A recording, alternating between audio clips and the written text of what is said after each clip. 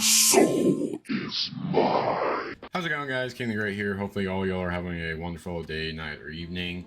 And today we're going to go over the Commander Ban and Restricted announcement. And I'm not going to lie, kind of disappointed. I was fully expecting some big shakeup to the format and seeing a lot of changes. But unfortunately, they did not really provide it. I know Lamar's Cards kind of gave a post about it, and I kind of feel the same way. Same with Ryan of EDH Shop 16. So go check them out if you want to see their opinions on it. But anyways, let's get right into it. So what got unbanned or banned? So on the bright side, nothing did get banned. So Oracle and Ristic Study are safe, and I'm not really going to talk much about them because I think, like Lamora said, I think this was the opportunity to ban them, and kind of the way he phrased it, like hanging a carrot above us, is not the most optimal thing to do. So, but we're gonna start off with Biorhythm. So this is a card I kind of figured was going to come off the ban list. Anyways, it's a 6/2 green sorcery that says each player's life total becomes the number of creature he or she controls. Now, this is a very powerful effect. I know Shaman of the Forgotten Ways does this. Same costs 2 and a green, tap it, and then pay this cost, and does the same thing. And that card's not really seen as much play anyways. I'm perfectly fine with this coming off the list. I don't think there's any problem with this card coming off the list. So it was nice to see more powerful spells, you know, be unbanned. So, but this doesn't, I don't know if this will see any CDH play. I'm not for sure. Maybe some big mana decks like maybe Rock Their Ass, maybe Mono Green Savala, stuff like that. But other than that, I don't really see much from anything on this card. Then we got something I was not expecting, which is the Otter, Lutri the Spell Chaser. He is 1 and 2 hybrid, either red or blue. He's a legendary creature, elemental otter. His companion is flash, and then when the Lutri enters, if you cast it, you copy a target instant or sorcery. You may choose new targets for copying of 3/2. So this card, when it got spoiled for the first time, this was immediately banned because of the companion. Because the companion requirement was each non-land card in your starting deck has a different name, which Commander is just already set. Like, not much you can really do about it. So what did they change was Lutri. So they unbanned it as a Commander and as part of 99. However, it is banned as companion. So this effectively fixes this problem, and so now not every deck that's running red or blue can use it as companion. So I think it's perfectly fine. I'm kind of glad they took this. I never thought this card was powerful. I never thought it was broken. I just think they needed to ban it as a companion, which they finally did. So good job on them. So I'm pretty happy with this unban. However, I said was Biorhythm. I don't think this will see much CDH play. We already have Dualcaster Mage and a bunch of other effects like him. And unfortunately, I don't think Lutri is going to be one of them, just because he's a legendary creature. So I could be wrong. Maybe there's something with like Sakashima of 1,000 Faces, or any of the legendary effects don't apply cards. So maybe in the future we might see something, but as of right now, I don't really think this card is going to be that great in CDH. Now, let's get on to the next stuff and that's going to be all the unbans for today. That's it. So you can see why I'm kind of disappointed. Like, I'm glad these two did come off the list. I'm happy for that, but I was kind of expecting a little bit more. So, but they did go into details about what could come. So we're going to start off with Sundering Titan. So they're actually talking about this card. I inherently think this card's fine in their format.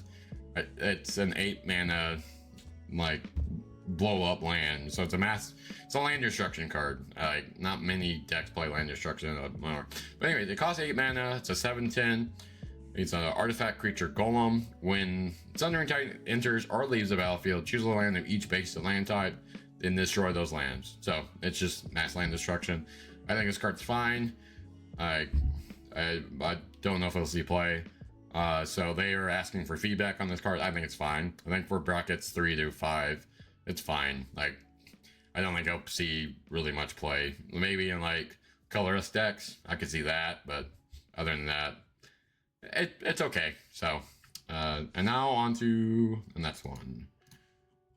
Iona. So, this card was banned for the unfun it provided against mono-colored decks, but she also costs a lot. Now, you can cheat her in, sure, but she is a 6 and 3 white legendary creature angel with flying. As she enters the battlefield, choose a color. Your opponents can't cast spells of the chosen color, and she's a 7/7. So, as I said, she was hated out because of the mono-color decks. Did I actually dislike this card? A little bit, because, of course, I'm a mono-black player, so effectively, I think this was a problem back in the day, but now I'm like, she can definitely come off the ban list. I think she'll see play in 3 to 5. I don't think she'll be played. They're probably gonna make her a game changer. I think all the cards that I'm talking about are gonna be game changers. Lutri's not, because Lutri's just not broken. So I think this card's fine coming off the list. And then next we have this one I'm excited about. Griselbrand, the demon of all time. So he's 4 and 4 black, a legendary creature demon. Flying lifelink has the active ability of pay 7 life, draw 7 cards, and it's 7/7. I don't know why the cost is 8 and then the rest is 7, but whatever. And they are talking about unbanning this card, and I think this card's fine. Like, it is a great reanimate target. Like, I fundamentally believe like this will help black, and I would love to see this come off the list. So I am curious to see what does come of Griselbrand. I actually have a copy of myself.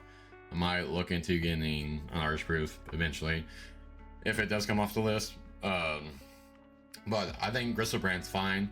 I don't see any problems with it. So yeah, I would love to see Griselbrand, and I would like not call him Griselbrand anymore. So let's see this card come off the list. And then they didn't really talk a whole lot about it, but there was a mention right here about Jeweled Lotus. So a lot of people were expecting Jeweled Lotus to come off the ban list, and unfortunately it didn't. But they said they're still looking into it. So I do have some hopes for JLo coming off maybe later this year, maybe next year. So if you do have a copy, I would just keep it. Like, I could see this card coming back. Like, I don't think it's broken. I don't think it's too powerful. This card should have never been banned, like I said in my last video. So yeah, let me know what you think. I think JLo's fine. The one thing I will say I am not happy they didn't talk about at all is Mana Crypt. I have fundamentally keep saying to people, I think this card is not broken. It was only played in bracket 4 and 5. I think this card just needs to be a game changer. I want it to come back. I think it balances out the format heavily. I understand it pushes the best decks already, but it also gives everyone else the opportunity to. And speaking about Ristic Study, like I know a lot of people are complaining about this. This kind of helps negate Ristic Study in a sense. I also fundamentally believe that if Mana Crypt does come back, it effectively brings back an archetype that I don't really see as much, which is stacks. Like, Mana Crypt did help stacks a lot, and I would like to see an archetype come back, because I think right now it's just turbo and mid-range. Like, and don't get me wrong, I'm fine with that, but I think stacks needs to be an archetype. I think punishing people and making them play slow is a lot more effective. I know there is some stack decks that are pretty decent, like the Arkham Daxon deck.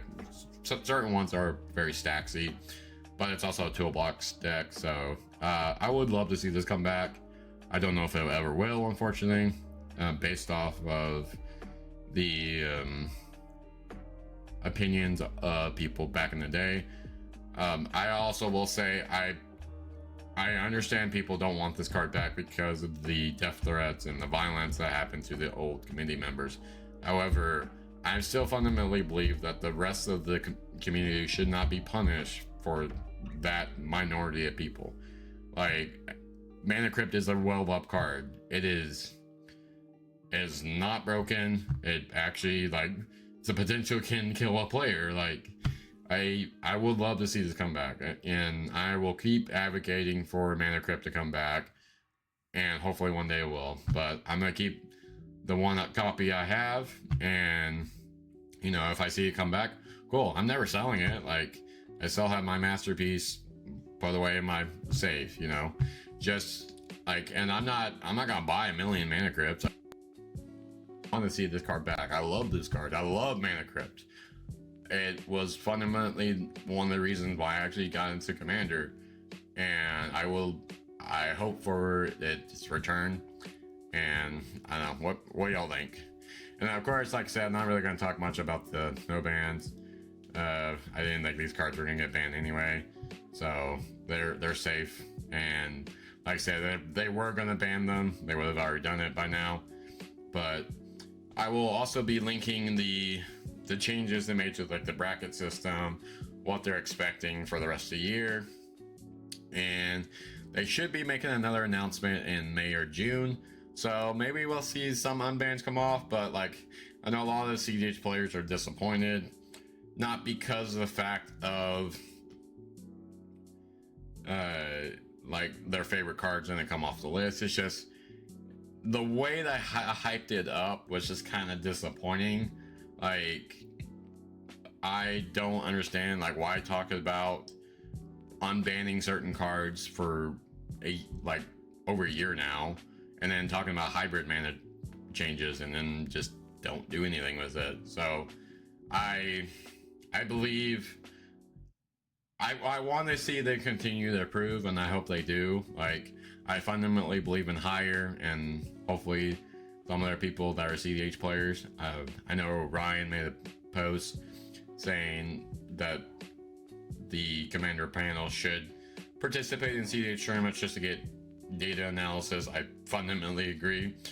Top Deck has already put that analysis out. Excuse me. And I don't know. I would like to see more changes for the format. I want to see more unbans. I don't think there's anything that needs to be banned right now. Maybe that'll change by summer. So yeah, that's pretty much going to be it for this video. Please let me know what you think. Do you like these unbans? Do you wish some cards were banned? Like, let me know. I will try to keep in touch with what's going on in the format and continue to advocate for as much as possible. Again, I will link this article and the other article down below, so definitely check them out. And yeah, I will continue to support CDH as much as possible. I also just got into a video with Eisenherz earlier today that got uploaded, and we're talking about Top Deck, so definitely go check his channel out.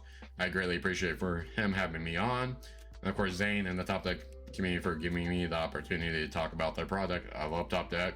I will continue to advocate for it, and yeah, that's pretty much it. So like I said, let me know what you think down in the comments. If you like this video, please give me a like and a subscribe down below, and hopefully see you soon at a next major event. Anyways, bye now.